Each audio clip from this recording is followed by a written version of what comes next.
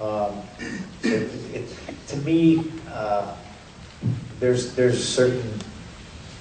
Let me see if I can word this correctly. Somebody's going to get pissed off at this anyway. I think this has been Daniel Bryan's year, and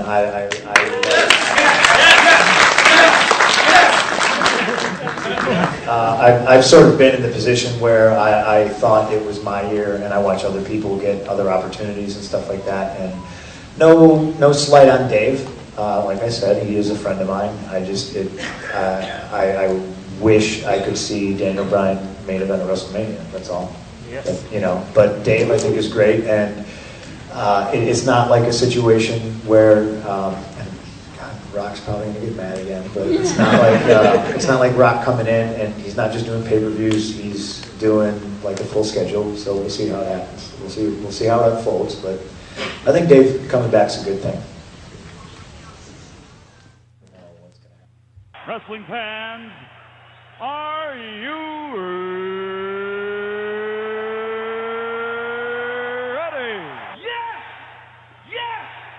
Yes! For the thousands in attendance and the millions watching around the world, let's get ready to rumble!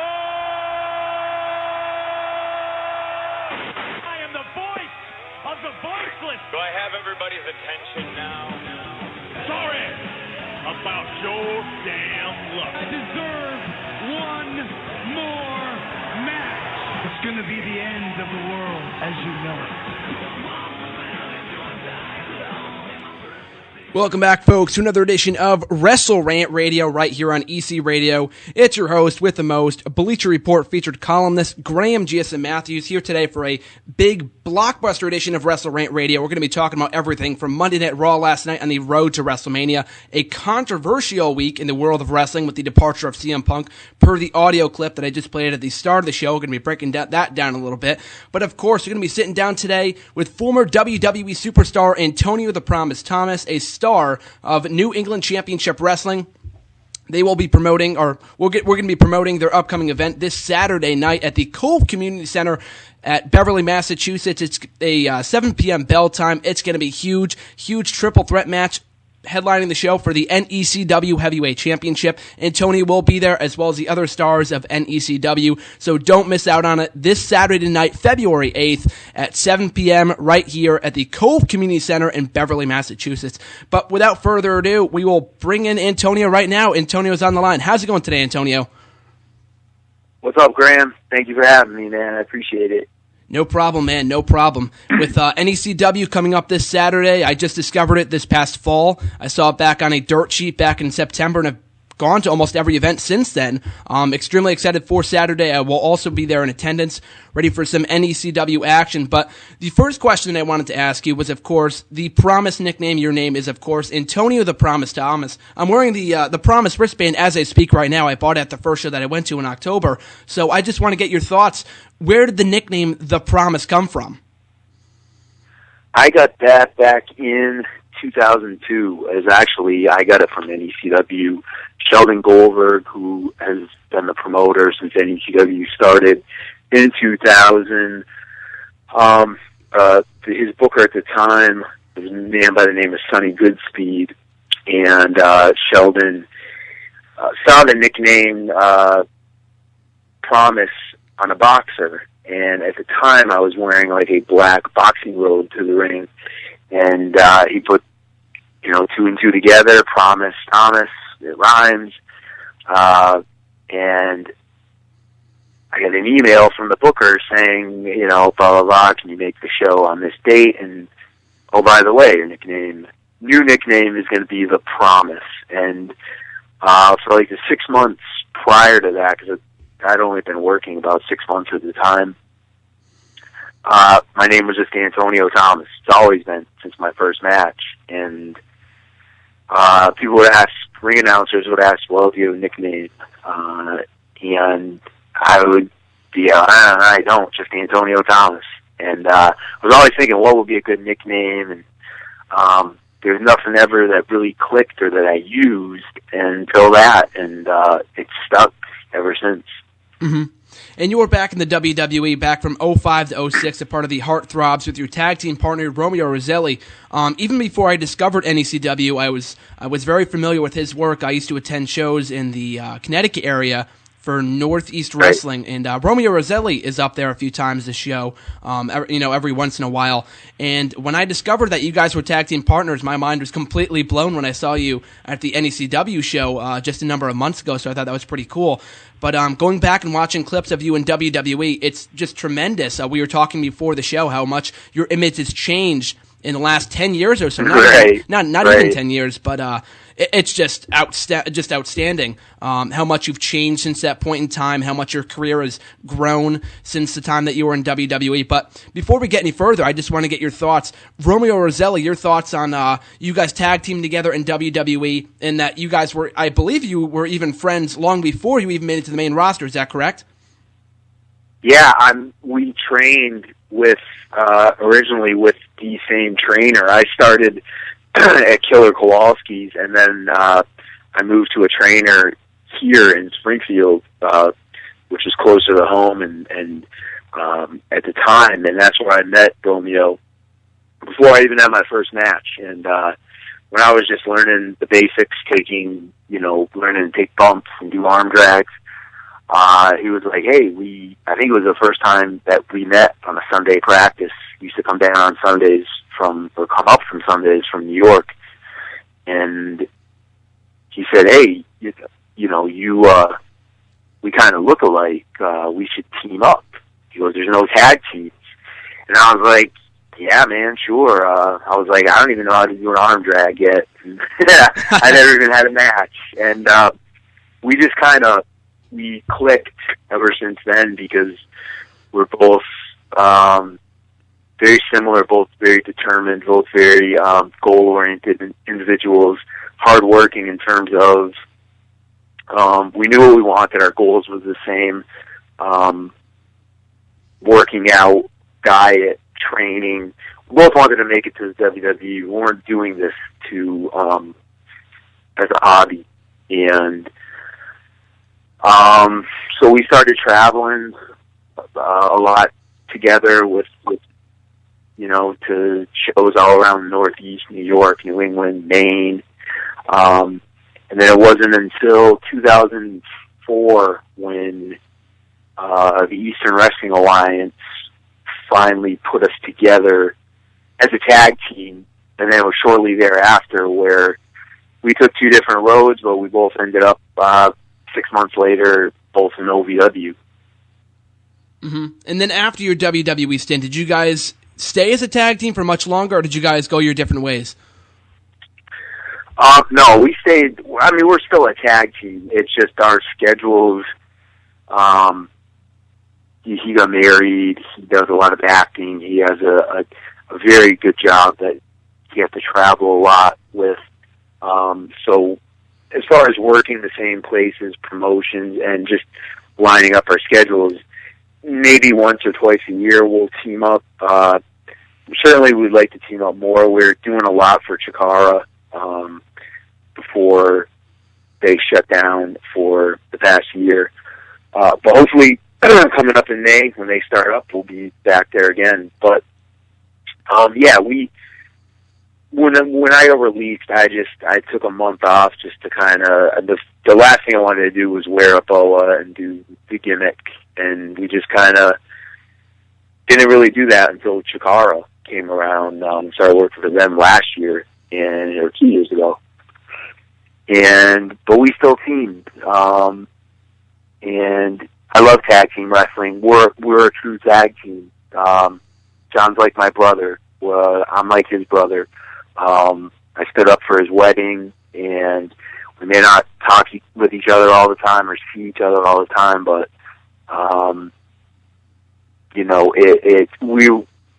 we traveled together. We lived right next door to each other. We are a true definition of a tag team, and it's a shame that we weren't given much longer to grow and develop before the world could see us. Mm-hmm. And you mentioned your time in Jakarta as well. Where has been your favorite place, favorite country to work in since the start of your career, and the favorite wrestler you've worked against? Favorite, I mean, if I had to pick a country outside of America, easily Japan.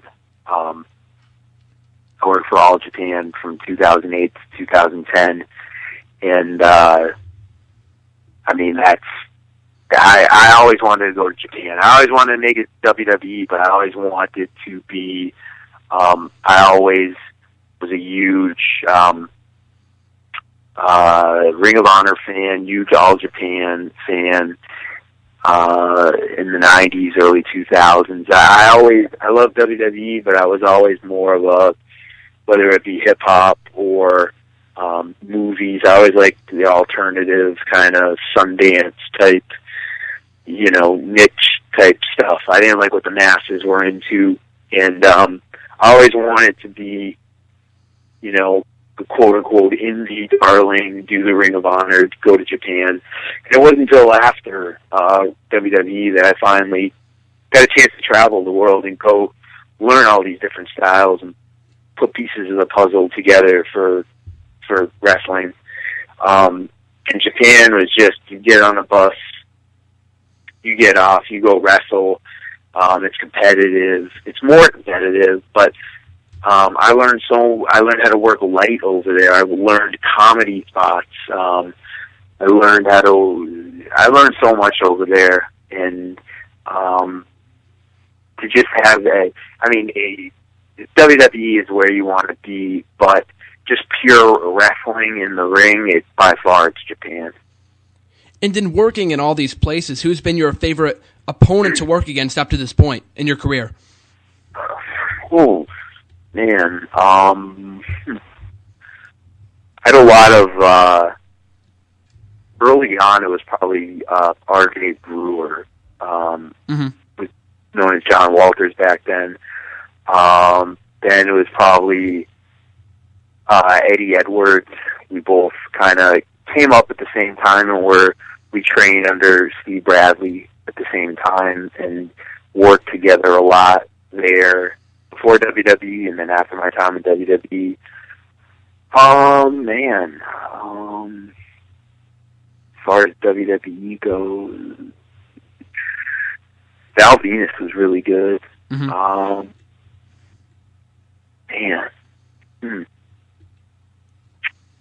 Goldust. Oh, okay. Fucking awesome. Very cool. I don't know all the guys that you would think would be at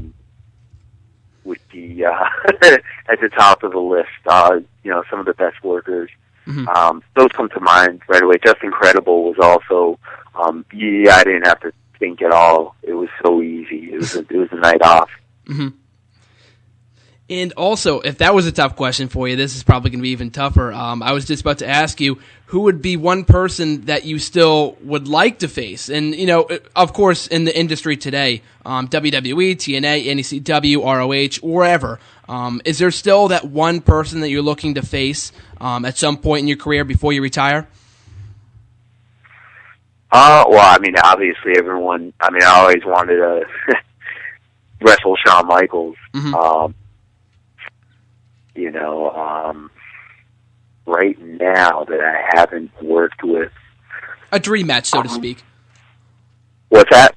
A dream match, so to speak, of yours? A dream match, obviously it would be Shawn Michaels, Ric Flair, Hulk Hogan, I grew up watching. Realistically now, Christian, okay. Kurt Angle. I don't know how much longer. I know he's got some health issues now. But yeah, someone like Christian, Daniel Bryan again. We worked together back in 2007. On the independent scene, and there's so many.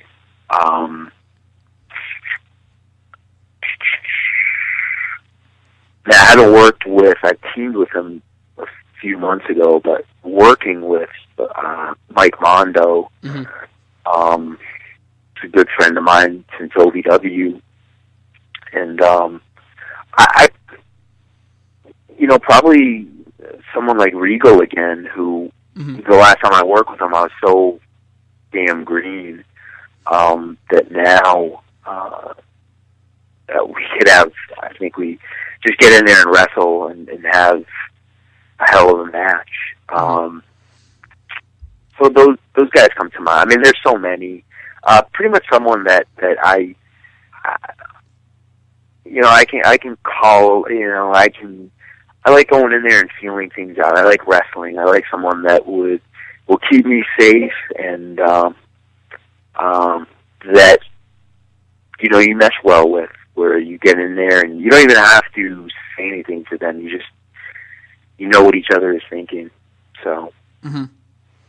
And you mentioned before how you and Romeo are such a tag team, both inside and outside of the ring. You guys were a great tag team during your WWE stint, and even still to this day. And also, you just mentioned Regal, who you faced in your debut match for the World Tag Team Championships on the main roster in WWE. So that's pretty cool as well.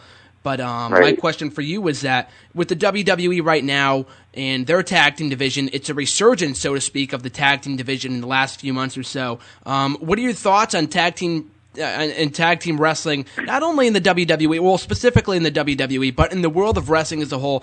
Your thoughts on the current state of the tag team division? I thought the past year there's been new life breathed into it. For the longest time, tag teams were kind of just put together to be broken up, or two top guys put together, like Edge and Orton, Big Show and Jericho. Mm-hmm. And now, I mean, you have probably, I guess, 10 legitimate tag teams in WWE itself. Since the Shield came in, their matches and 6-man tags. I mean, the past year has been as good a year for 6-man tags probably since the Freebirds and Von Erich. Mm-hmm. And there's more tag teams now than probably since like 87, first few Survivor Series, where there were, you would have the tag team match with 10 teams in there. And, I'll no offense to any of the workers, but a lot of the singles matches you see over and over again. But a lot of the tag team matches I'll always watch because I just love tag team wrestling. And it's good to see it, at the forefront. It's good to see the Shield and Cody Rhodes and Goldust, and even see the Outlaws back, who can still, Billy Gunn's 50, but those guys can work circles around, work. Mm-hmm. In terms of knowing what to do, when to do it. They're brilliant, and you see that. You see, I remember some of the tag matches Dustin Rhodes would have in WCW 20 years ago, and he's brought that back now, this past year. Just smoothness. It's just tag team. It makes me feel good to see so many tag teams put together. How long they'll last, I don't know. But they already broke up the Primetime Players. Yep. Cesaro and Swagger will probably be broken up. But I mean, you got teams like the Usos. Mm-hmm. You have the Wyatts. You have, even when Roman Reigns breaks off, you'll probably still have some form of the Shield. Mm-hmm. So, I mean, even 3MB and the Matadors, who are looked at as jokes, I mean, those guys are good workers and have good tag team matches. Mm-hmm. So, and Ring of Honor too has brought tag team wrestling back strong. They've always been a strong proponent of tag team wrestling. I mean, when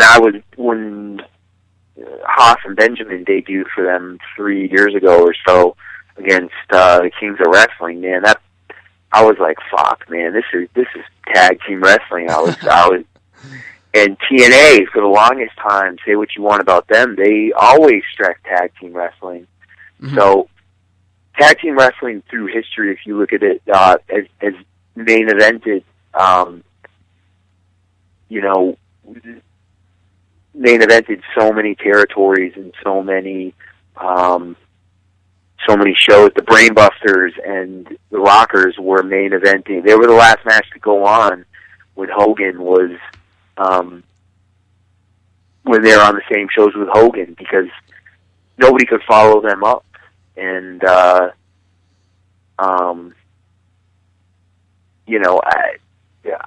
I'm glad. I'm glad tag team wrestling is back. I wish it was like this when I was coming up through OVW and then in WWE. But better late than never.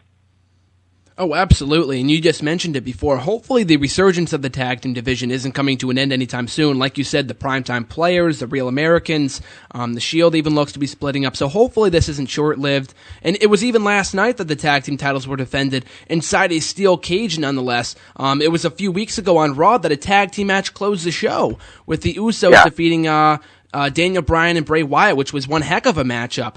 And speaking of that tag team title match from last night, the current WWE Tag Team Champions, believe it or not, the Outlaws, were the team that you faced in your TNA debut at 2007 Destination X. So it's just crazy to think about all these years later that you were able to face one of the greatest tag teams in pro wrestling history in the form of Billy Gunn and Road Dogg. Of course, not going by those names at the time, but I just wanted to get your thoughts in having the opportunity to face them at that event a number of years ago, and if you've ever considered jumping ship to TNA on a regular basis, because I know that was a one-off appearance. Facing them was awesome. I mean, they were we had a lot of ideas.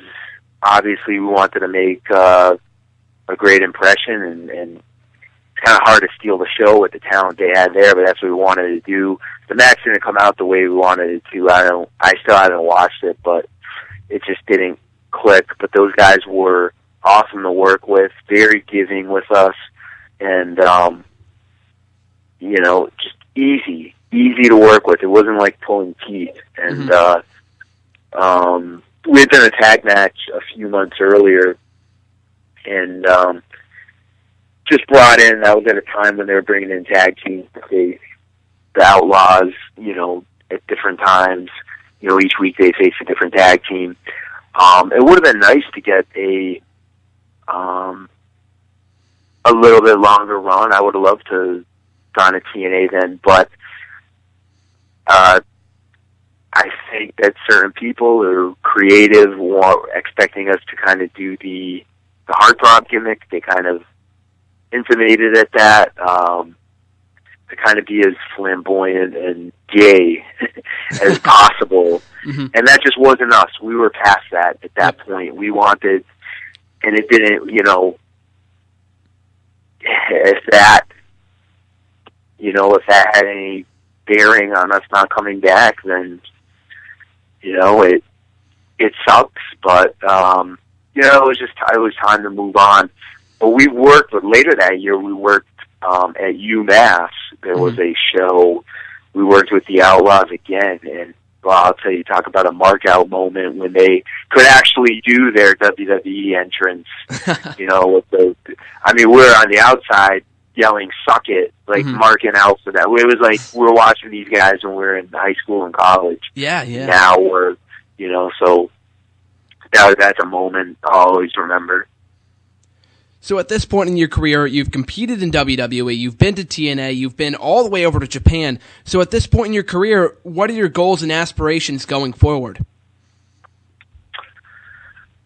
That's a good question. I would like to, as I said before, I've always been a huge Ring of Honor fan. I went to a couple of their first shows they ever had in Philadelphia, and I've worked for them in the past, here and there, and I would like to be a regular there. I want to go to England. I want to learn the British style. even though I'm a huge World of Sport fan, even though it's really not the predominant style over there, sadly anywhere.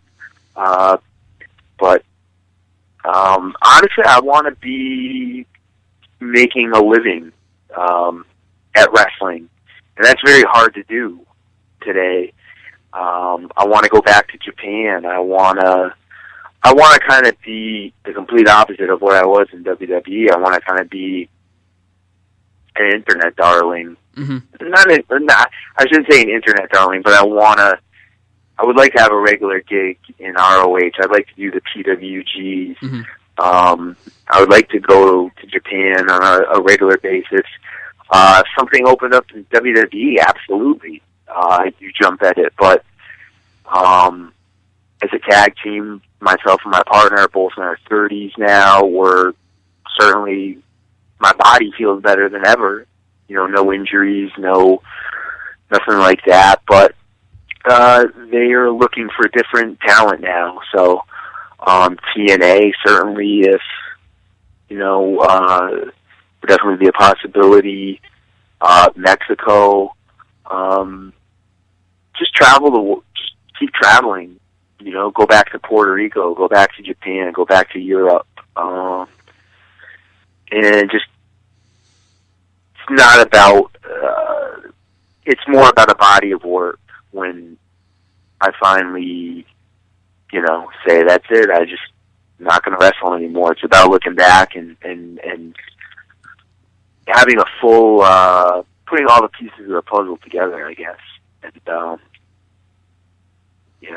that's kind of where it is. I don't look too much into the future. I'm very laid back and kind of, just play it day by day and have my short-term goals and my long-term goals. But the thing is in wrestling is just keep persistent. So pretty much it. Stay healthy and grow as a performer and an entertainer. Oh, absolutely. And one final question before we let you go. This upcoming Saturday, New England Championship Wrestling triple threat match. You're going for the championship against Slick Wagner Brown and the current reigning champion, who you have history with, Sean Burke. It's going to be an explosive night. Any last minute comments before your match this Saturday? Yeah, everybody listening, Endicott College, if you are listening, it is right down the road, NECW, Cove Community Center, Beverly, Mass, 7 p.m. bell time. You will see great night of wrestling. You will see wrestling. There is no, you will get 2.5, 3 hours of solid wrestling. You can be up close, right there with the action. You can meet and greet with some of your favorite stars. You have women that can actually wrestle and don't just claw and pull hair or knee each other in the forehead and the eye. You're going to see a hell of a main event where I will get my NECW title back from Sean Burke, a man who was my best friend at one point, a man whom I trained and helped mentor, and also against Slick Wagner Brown, who is a great friend of mine and has been for 10 years. I'm going there to nothing less than to get my title back. And if you live anywhere in the vicinity, especially if you are listening to this now at Endicott College or the surrounding area, go to necw.tv, check it out. All the information's on there. Cove Community Center. Also, check out NECW TV. Go to the website. It'll give you the exact listing. It comes on Thursday night, 12 p.m. I believe I don't know the channel. I think it's channel 62. I'm not familiar. I can't remember the exact call letters, but it's on necw.tv if you check it out, and you will get your money's worth, I guarantee you. You heard him, folks. New England Championship Wrestling this upcoming Saturday night at 7 p.m., the bell time, at the Cove Community Center down the street here from Endicott College, right here in Beverly, Massachusetts. Any last-minute social links that you would like to plug before you take off, Antonio? Yeah, hit me up on Twitter at Promise Thomas. Also, I run my own wrestling gym, Ring Sport Pro Wrestling, in the Springfield area. If you are interested, you can email me at ringsportprowrestling@gmail.com. Hit me up on Twitter. I'm also on Facebook under Antonio Thomas. Twitter's easier to get me at, but either one. If you're interested in becoming a pro wrestler, you will learn how to wrestle. You will, learn from somebody that has been there and done that. And there's a lot of great trainers, great schools out there all around the country. But I've learned and trained all around the world. And if you live in the Connecticut area, the Western Mass, Central Mass area, always wanted to get into professional wrestling, don't know how, hit me up. And you can also come talk to me at the show this Saturday at the Cove Community Center. That's it, man. At Promise Thomas. Sounds great, man. Thanks for joining us, and good luck on Saturday. Thank you, Graham. Yep, no problem, man. See ya. All right, take care. All right, folks, that was Antonio the Promise Thomas, our premier interview right here on WrestleRant Radio. Hope you enjoyed it. Great talking to Antonio. Hopefully, hoping to meet him for the first time this Saturday. I've seen him in the ring a number of times, but I have yet to meet him in person, but I can't wait to meet him on Saturday and see him finally regain the NECW Heavyweight Championship in a triple threat match against Sean Burke and Slick Wagner Brown. Because remember, the first show, I've talked about this in the past on past episodes of WrestleRant Radio. I believe maybe even the first episode back in October. I've reviewed the show in the past right here on the show. But nonetheless, the first main event of the NECW show that I went to back in October was Antonio the Promise Thomas versus Sean Burke, the night that Antonio lost the NECW Heavyweight Championship. And I remember seeing him wrestle. He's just so old school, very classical, kind of reminded me a little of Bob Backlund in a way. And seeing him, hearing him talk about how he would love to face William Regal and Shawn Michaels, all these old school wrestlers, just made so much sense because it seems like he could have a great match with almost anyone on the WWE roster today, and especially legends of those calibers of, Hulk Hogan, like he said, Shawn Michaels, William Regal, so on and so forth. And just going back and looking at his material from WWE, a part of the Heartthrobs, it's just, as I said at the start of the show, it's just amazing to see this transformation nearly a decade later between, this bromance-like Spirit Squad-like group with him and Romeo Roselli. Entertaining nonetheless, but just given this character that, he's since moved on from, it's just absolutely amazing. So thanks once again to Antonio for joining us. And remember, guys, make sure to check out NECW this Saturday night on February 8th, 7 p.m. bell time at the Cove Community Center right here in Beverly, Massachusetts. So with all that being said, we're going to move on right now for the remainder of the show right here on WrestleRant Radio. Before I get into my Raw review, I just want to talk briefly about the CM Punk situation. Now, CM Punk supposedly quit the WWE on Monday night before Raw aired, hours before Raw went live last week, not this week. And news didn't break until Wednesday morning. I woke up Wednesday, someone tweeted me on Twitter saying, hey, is there any truth to the CM Punk situation? People were talking to me about it. I had zero idea what they were talking about until I checked up online and said a top WWE superstar quits the company, and I had zero idea that it was CM Punk. That came as a complete shock to me. So, at first it was really unclear as to whether this is a work or whether this was legitimate. It was really unclear at first because details were still a little foggy at the time. But in the last week, I'm a little late on this. Everyone's already talking about this a lot in the last 7 days, so I don't want to beat, this horse down to death here, but it's beating a dead horse. But nonetheless, I will just briefly comment on it. CM Punk being one of my favorite wrestlers, I hate to see him gone. I don't think he's going to be gone for good. I hate seeing people say that. that he's going to be gone forever. He will be back, people. Not for the money, but after he rests up, he will be back. He took a break last year, remember, right after WrestleMania for about 2 months before returning at Payback.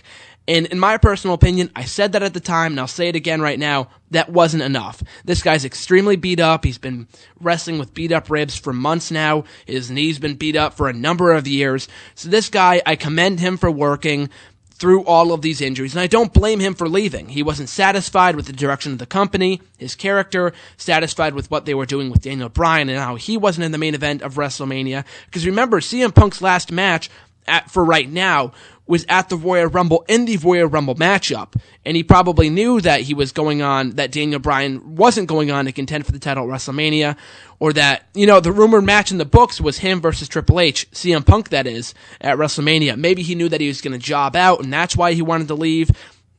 Everything's kind of up in the air right now, but personally, I think that the leading factor in all of this was CM Punk's nagging injuries, so I don't really blame him for leaving. However, he isn't completely not at fault here, because his contract expires in July. They had the pay-per-view, or they will be having their Payback pay-per-view for the second year straight in Chicago in June, a day before my birthday on June 1st.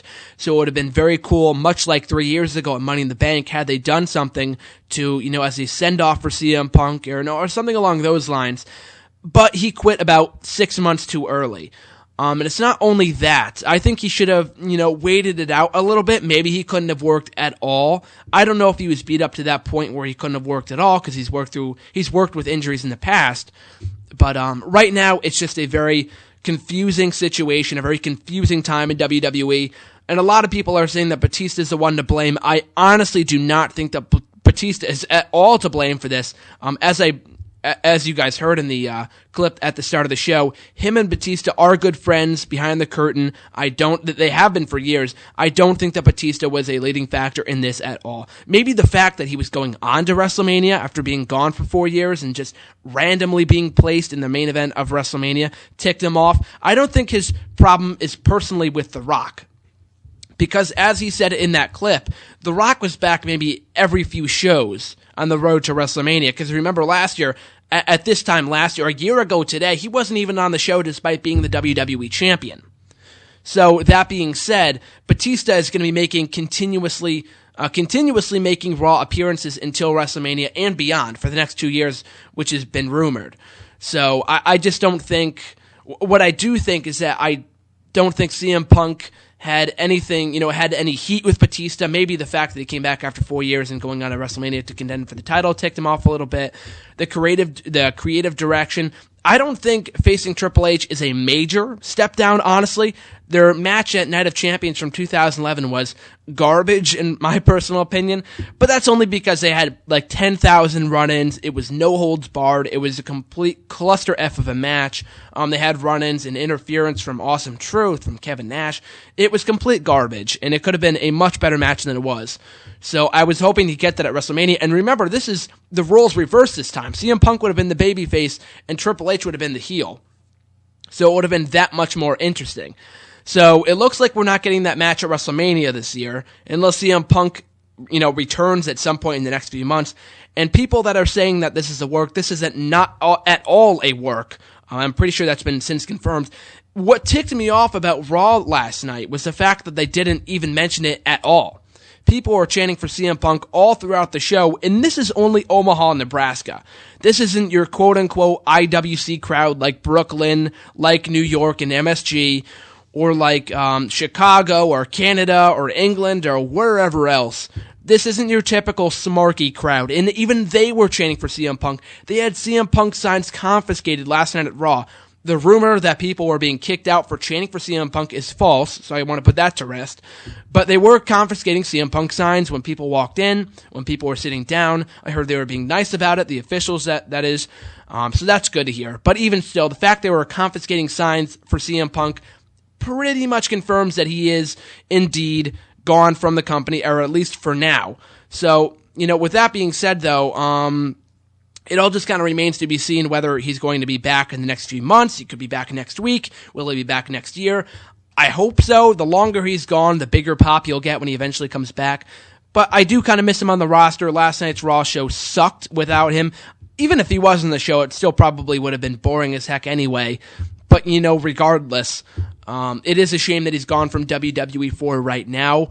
And when he'll be back, like I said, it's completely up in the air at the moment. They've removed him from almost everything advertising-wise, from the WrestleMania lineup to the house shows. The WWE unfollowed him on Twitter. Not that that has any significance at all, but, regardless, they removed him from the Raw opening. They've done almost everything but confirmed that he's gone from the company. He's still listed as a superstar as I record this on WWE.com. His merchandise is still being sold on WWE.com, which I don't think they should pull, by the way, because he's one of the top leading merchandise guys in the company. I'm going to send out for a CM Punk hat in a few days, despite the fact that he's gone from the company. But my point is that I don't at all think this is a work, so, let's put that to rest right now. And it's just a matter of time before he comes back. When it will be, like I said, no one knows. But hopefully it's sooner rather than later, because it's WrestleMania 30, folks. I mean, John Cena was recently injured. CM Punk won't be at the event. So the WrestleMania right now isn't looking too great. Batista versus Orton, if we do indeed get that, it's going to be hysterical to watch the Mania crowd poop all over that. I don't see people walking out of the arena or, turning their backs to the main event. I don't see that happening. I would love it if it did, but I don't see that happening. But what will be interesting, though, is when Raw is in Chicago on March 3rd, in a month from yesterday. That's going to be great. If CM Punk is not back by then, which I don't think he will be, it's going to be extremely interesting to see how the Chicago crowd reacts to that night's Raw. I'm going to tell you that much. So can't wait for that. But, regardless, hopefully he is back at some point in the next month. Like I said before, highly doubt it, but it's just not going to be WrestleMania without CM Punk. So hopefully we get an update on the CM Punk situation at some point in the very near future. Apparently, per the dirt sheets, Vince McMahon is working is working his hardest to get CM Punk back. Triple H apparently is he's kind of two-sided about this. He doesn't care, and then he kind of cares. It's kind of hard to explain. He's kind of, both happy and mad about it, as I imagine most of the people in the company are, because I know CM Punk wasn't very well liked backstage by the superstars. He kind of was, because he spoke up for them, but that's a whole nother topic for another day. So in conclusion, here's hoping Punk is back in the WWE sooner rather than later. But with all that being said, of course we don't have much time left, and I wasn't going to go through the full Raw review anyway. It was kind of a boring show, so I don't really want to go through the entire episode, breaking down every match and segment, but, it kicked off with the Authority and Randy Orton, blah, blah, blah, blah, blah. Typical same old garbage that we see from these people every single week, so I'm not even going to discuss that. One highlight of this show was the building of the Shield versus the Wyatt family match that we will be getting at Elimination Chamber. Now, when I had Kyle and Jamie on last week, we were talking about this very briefly about our, plans for the WrestleMania 30 card.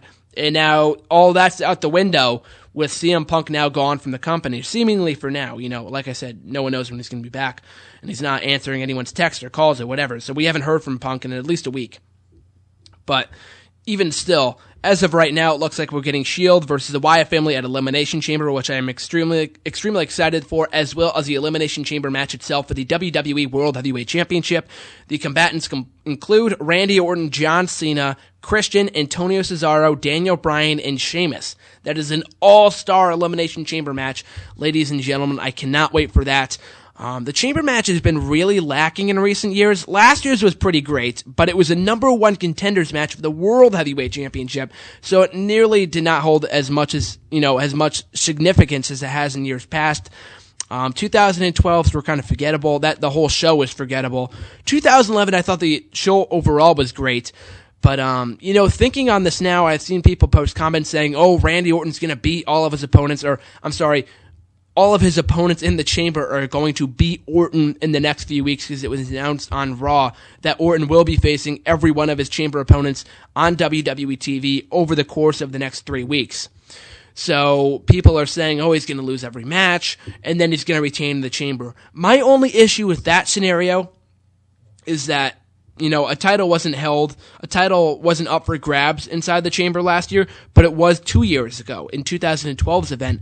And at that show, Daniel Bryan successfully retained his world title inside the chamber, and then Punk also successfully defended his WWE title inside the chamber. And then the year before that, Edge did the same thing inside the chamber with the World Heavyweight Championship.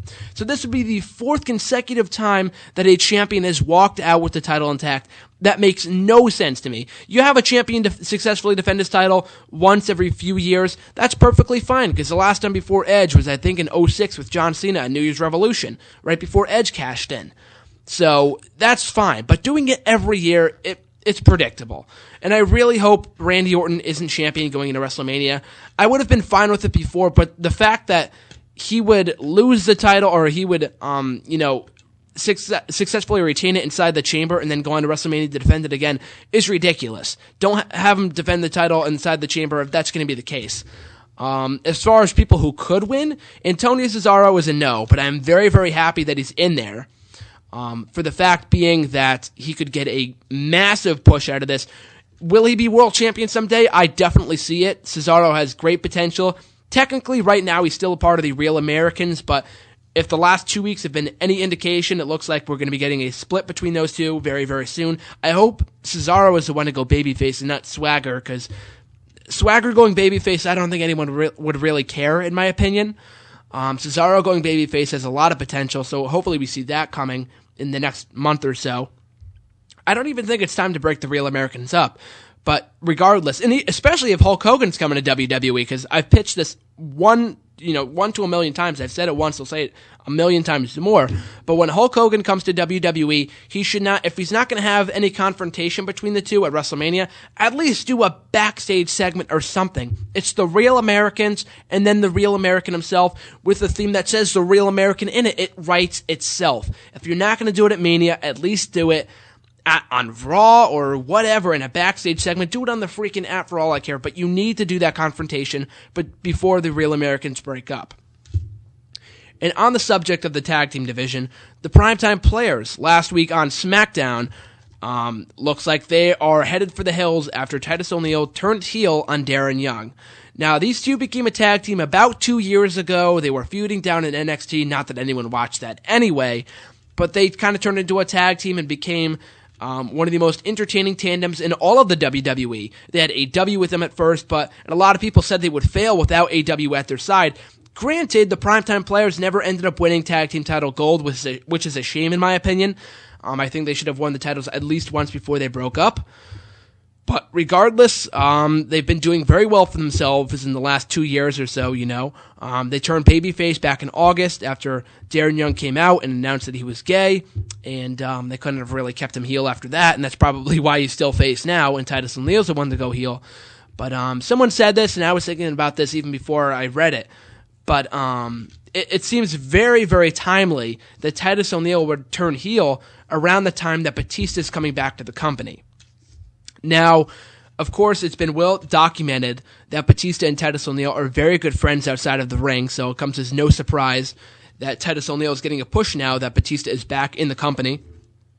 Titus O'Neil even has gone on record and said that Batista was the one who helped him land a job in the WWE, so it's not shocking at all that Titus O'Neil is getting pushed. And a lot of people see potential in Titus O'Neil, so do I. I'm a huge fan of Titus O'Neil. I just don't think the timing was right.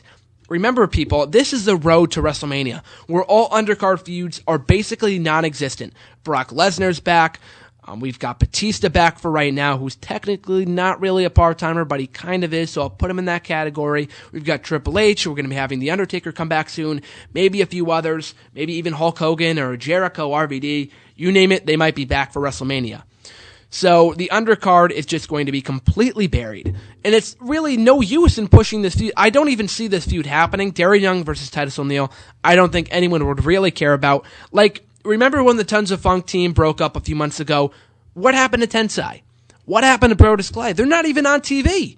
I was solidly behind a push for Brodus Clay as a monster heel. Look how that turned out.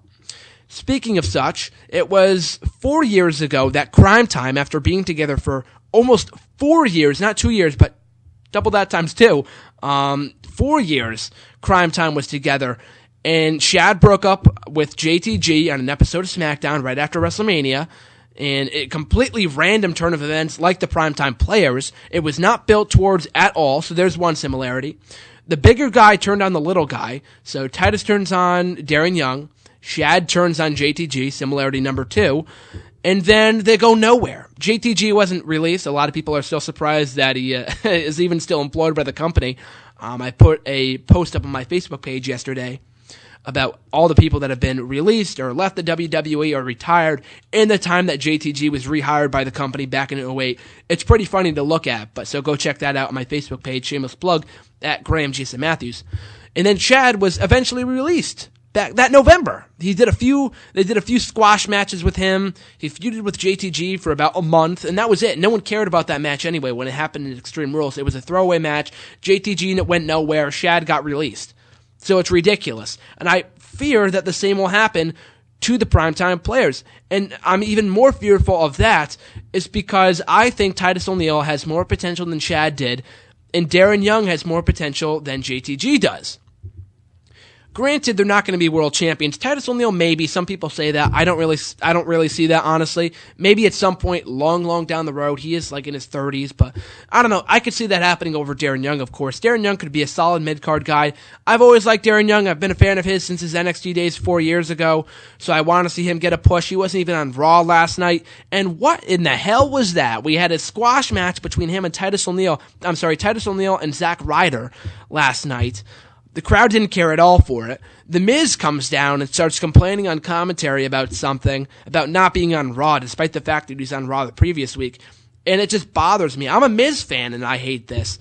In the match, no one cared about. Darren Young didn't even make an appearance. They didn't even bother mentioning it. They showed a video of Titus O'Neil's heel turn, and that was it. And they just moved on.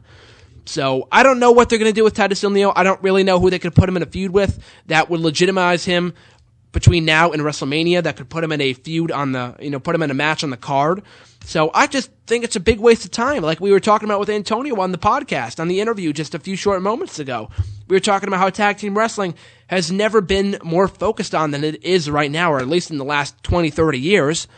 So it's really a shame that the tag team in WWE, the tag team division in WWE is slowly deteriorating, with the Real Americans splitting up, a great tag team, the Shield seemingly splitting up, with Roman Reigns going babyface pretty soon. Hopefully Ambrose and Rollins stick together, and only them. I don't want to see anyone else added. As some people are saying Mason Ryan, that'd be stupid.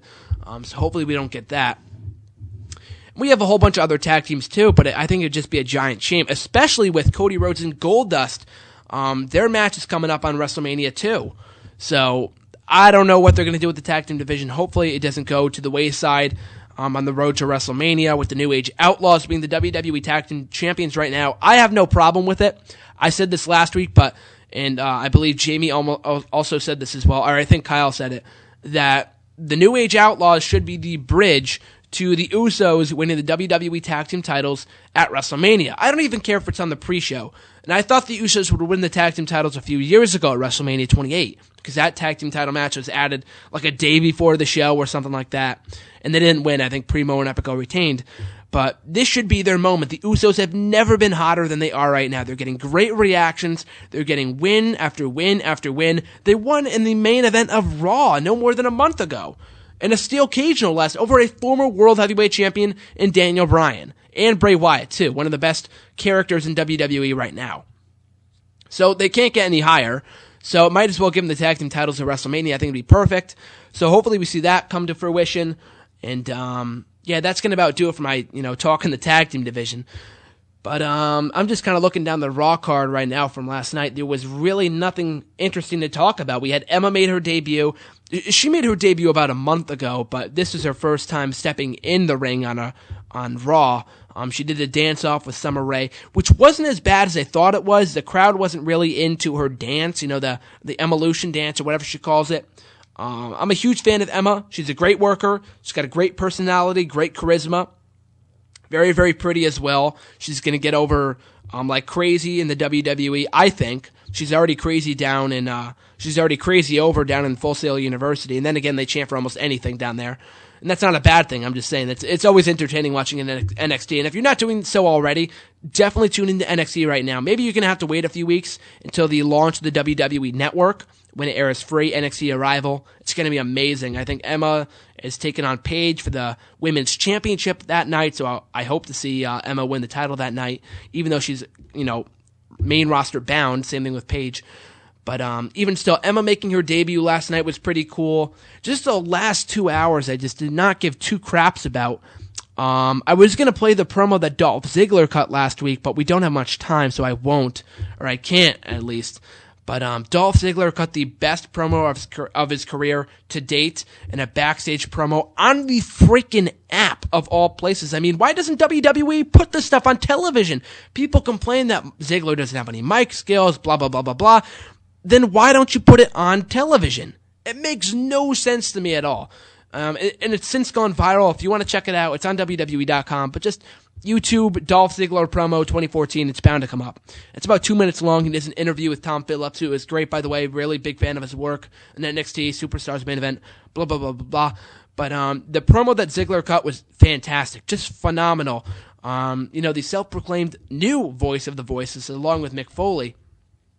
He was just saying how he gives 110% every single night. He doesn't get rewarded for it. People backstage don't like him. He runs his mouth.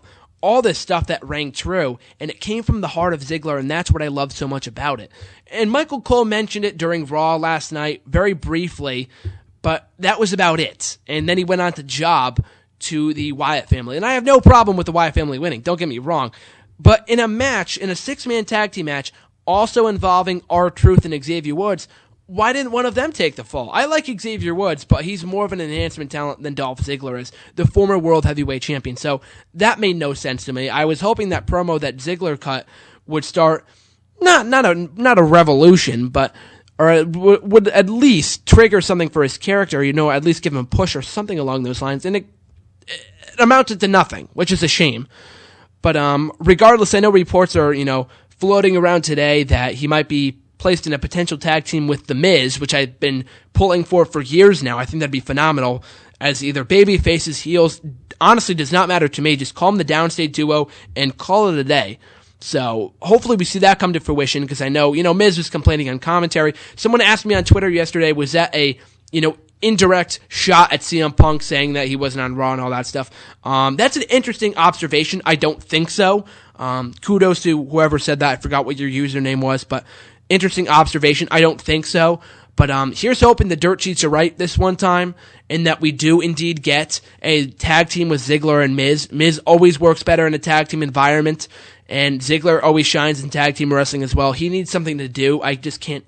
I can't stand to see him job any longer. So hopefully we get that at some point in the very near future. And hey, maybe we get the Usos versus Ziggler and Miz versus the New Age Outlaws at WrestleMania for the tag team titles.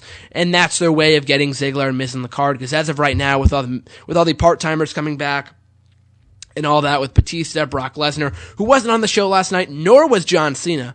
But with all those people coming back, Ziggler and Miz, it's very possible that they might be pushed to the wayside. But with Cena off the show, I kind of wish that he was there. The show itself was very, very boring, but maybe that's because he wasn't there. CM Punk wasn't there. Lesnar wasn't there, despite making an impact last week, which made no sense that he wasn't featured or even mentioned this week. But regardless, Raw was really nothing to write home about, so don't bother going out of your way to watch it, except for the fantastic match between Bryan and Orton that closed the show, an amazing main event. I just find it funny that all of their matches, if you compare their pay-per-view matches to their television matches, the television matches are almost always better. But that being said, though, I look forward to the Elimination Chamber pay-per-view in a few short weeks, and hopefully it does live up to expectations and get us off on the right foot going into WrestleMania season, because as of right now, WrestleMania is not looking good. So with all that being said, folks, it's time to wrap up WrestleRant Radio for this week. You guys can follow me on Twitter at WrestleRant. I will be taking questions from my YouTube page for my videos, hashtag AskGSM. I wanted to incorporate it on this show, but I kind of decided against it. I like doing the videos, so make sure to tweet me on Twitter with a question you want me to answer, wrestling related, with the hashtag AskGSM, once again, at WrestleRant. And also on that note, make sure to like me on Facebook as well. Give it the old thumbs up, the Graham GSM Matthews Facebook page, and subscribe to me on YouTube for those videos, clips of this show, and much, much more. Also, once again, search up Graham GSM Matthews. You can listen to a replay of the show on Saturday nights at 8 o'clock Eastern Time, 7 Central Time. And of course, since I've returned to WrestleRant Radio, I've started up an archive of this show on my website, nextEraWrestling.weebly.com. You can go to that same URL, /archive, for every archived episode of WrestleRant Radio since, dating back to its debut in October. So you can check that out. A lot of cool stuff up there on the website. You can check out my Bleacher Report articles, also at Graham GSM Matthews. Interviews coming with Slick Wagner Brown, also from NECW, and a written form of the interview that I did I almost called him Cesaro. I'm thinking Antonio Cesaro, that's why. But my interview with Antonio the Promise Thomas from earlier tonight will be up on Bleacher Report at some point. And speaking of such, make sure to check out New England Championship Wrestling this upcoming Saturday. If you listen to this show before then, make sure to check it out Saturday night if you live in the Boston area. If you live in the Massachusetts area, it's well worth a drive. Very family-friendly show. You'll love it. It's a great 3 hours of wrestling. It's a 7 p.m. bell time, the Cove Community Center, right down the street from my college, Endicott College, right here in Beverly, Massachusetts. Like I said before, a triple threat match headlining the show for the NECW Heavyweight Championship. Antonio the Promise Thomas versus the defending champion Sean Burke versus Slick Wagner Brown. The masshole Mike McCarthy, who I've praised in the past on the show, will also be in attendance. I will be in attendance, so if you go there, you can see me. Isn't that worth the purchase? No, I'm just kidding. But even still, check that out this Saturday night, February 8th. It's going to be an amazing time, so don't miss out on that as well. And of course, listen to this show every Tuesday night live. You can't listen to it live anywhere else except for right here on EC Radio every Tuesday night at 9 o'clock Eastern Time, 8 Central Time. So thanks for listening live, folks, and we'll see you right back here next Tuesday night. Till next time, guys.